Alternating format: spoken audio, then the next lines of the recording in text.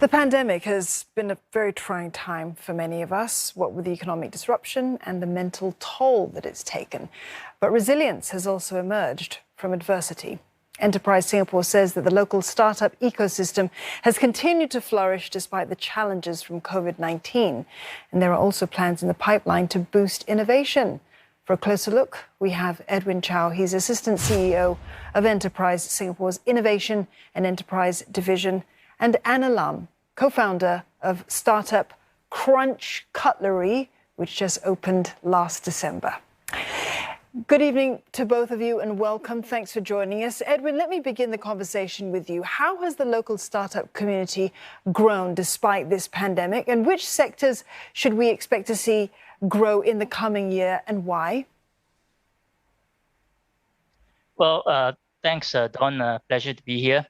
I think the startup ecosystem in Singapore has indeed showed resilience through the pandemic.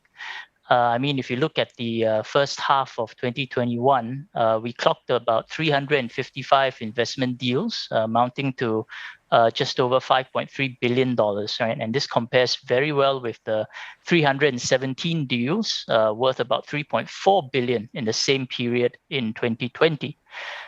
We also saw a number of newly minted unicorns this year, the likes of PatSnap, Caro, Neom, and more recently, Carousel. And we think that these are clear signs of a resilient startup ecosystem domestically. And internationally, our Global Innovation Alliance continued to run market acceleration programs for startups throughout the pandemic.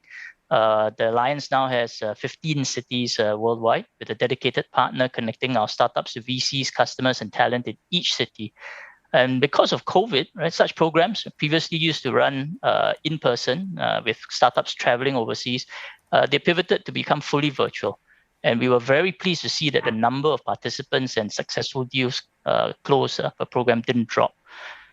The second part of your question, which sectors and why, I think based on what we see our partners doing, we probably think there are three growth sectors in the coming years. First and foremost, I think in your earlier segment, you touched on it, digitalization and AI, right? And if you look at what's been happening, the fact that we are now communicating over Zoom, people having to do e-learning, I think the pandemic has really accelerated this digitalization trend. And this boom in both software and hardware has also caused a disruption to supply chains. So companies are now desperate for any new innovations that can address these challenges. And we see this happening across many different sectors, fintech, travel, healthcare, and even the more traditional ones like construction. The second growth sector for us is definitely sustainability. And climate change is now causing governments, corporates, consumers, especially the younger generation, to demand changes, right? And researchers, entrepreneurs, inventors, and more importantly, investors are also getting involved. They are raising new sustainability-themed funds, organizing new startup acceleration programs. And because it cuts across all aspects of our lives, what we eat, how we get around, how we live, we believe this is one growth area that cannot be ignored. Anna, you started a company producing edible cutlery. It's an idea that may be a surprise to some, but it isn't entirely new. How are you differentiating yourself from others already in the market? Well, you're absolutely right. So the industry has been around for about 10 years. And I think the fundamental challenge with other businesses is that they have a solo focus, I would say even a tunnel vision focus on sustainability itself. So if you look at the overseas brand, I think the crux of the message is, choose me, I'm sustainable, which is a great messaging. But unfortunately, sometimes, it's not enough. And brands have to dig deeper and answer a fundamental question about how do consumers perceive us? At the same time, why should a consumer continue to support you? So here's where Crunch Cutlery is different, right? We focus on three unique selling points instead of just one. So firstly, we focus a lot on flavor and a lot on texture to give people a more foodie experience when they're eating our Crunch Cutlery. So secondly, we focus a lot on nutrition as well. So within the ingredients, we use psyllium husk, we use chia seeds, flax seeds, basically superfoods that are nutritious supplements to any food that people eat. So in a sense, we have the ability to make everyday food healthier just by pairing our Crunch Cutlery with any food. And then finally, we're sustainable. So because you can use it to eat your meals, you can use it to eat your snacks. You have the convenience of single-use cutleries without resorting to using plastic ones.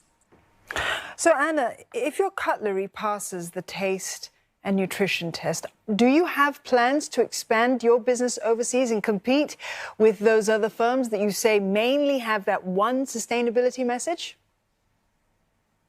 Definitely. So what we want to do is we want to showcase our Asian focus and also our Asian advantage. So because we are in a country that is very taste focused and people are very particular about how food tastes, we have the ability, while we're in the Singapore market, to really make the best version of edible cutlery around. And that's the vision for Crunch Cutlery, that it is unbeatable in the taste aspect.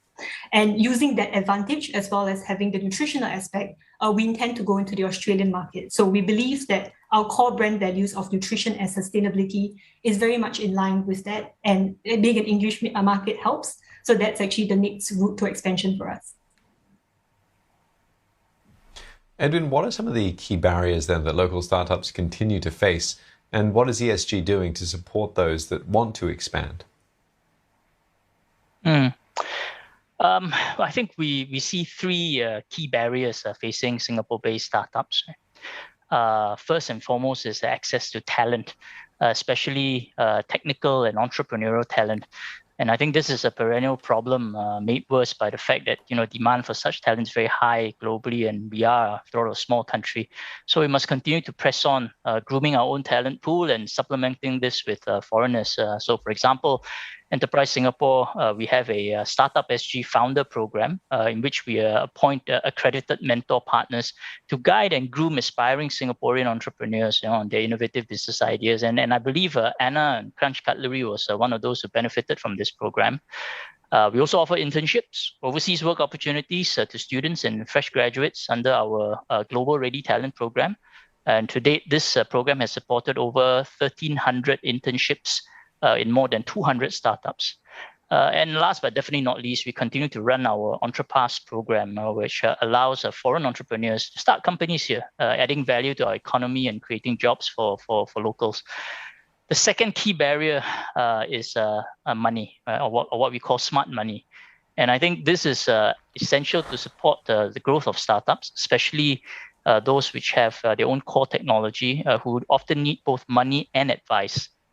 So our approach to plugging this gap is to identify experienced Singapore VCs and accelerators, co-invest with them to help them fund and guide our startups. So, for example, our investment arm, Seeds Capital, recently appointed 13 new co-investment partners with a focus on deep tech. And this is expected to catalyze over $150 million worth of private money.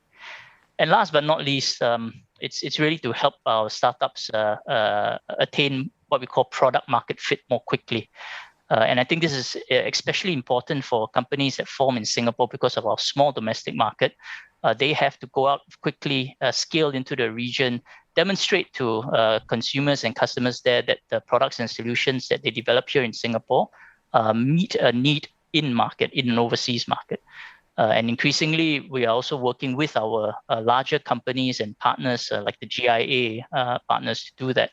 The companies in Singapore are also starting to embrace partnering with startups, what we call open innovation, where they identify a problem they are prepared to pay to solve, and then crowdsource these solutions from startups. So over the past few years, Enterprise Singapore, together with our sister agencies, IMDA, EDB, and NRF, we have been at the forefront of this effort to get as many corporates and agencies as possible to join this movement. So we have this open innovation network, can Google it. It now has over 700 innovation challenge statements from over 460 challenge owners and counting. And in fact, earlier today at Switch, Minister of State Tan Kiat Hao launched the second Sustainability Open Innovation Challenge in 2021. And we have industry partners such as Grab, P&G, L'Oreal, Volkswagen, and all that, to name a few. So we think by doing this, we are able to help our startups grow more quickly, not just here in Singapore, but also globally. They certainly need all the help they can get. Edwin, thank you very much for that. Edwin Chow, the Assistant CEO of Enterprise Singapore's Innovation and Enterprise Division, and Anna Lam, there, co-founder of startup Crunch Cutlery.